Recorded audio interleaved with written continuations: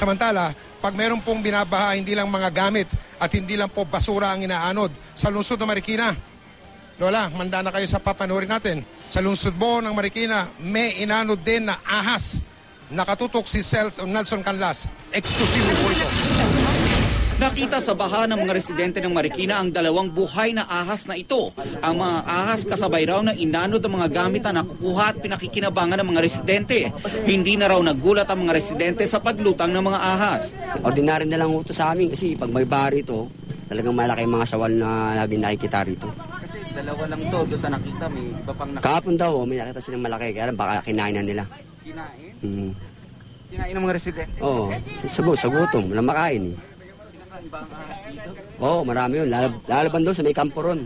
Bukod sa ahas, ano pa nakita nyo kahapon?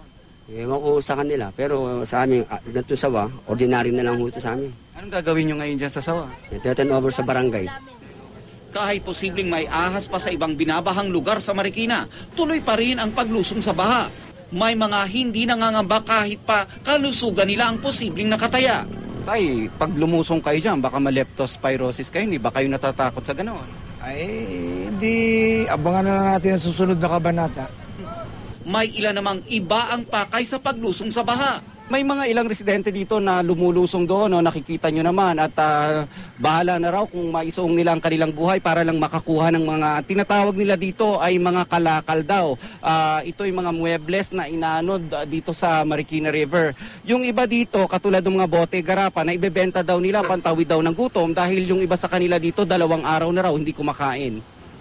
Dahil umaapaw ang Marikina River sa may boundary ng Barangay Libis at Ulandes kaninang tanghali, tumigil ang mga residente sa pagsalba ng mga gamit.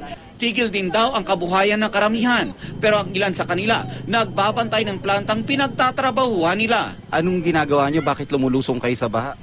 So far sir, binabantayan po namin yung yung planta namin. Baka mamaya po masibatan po kami ng mga wire namin.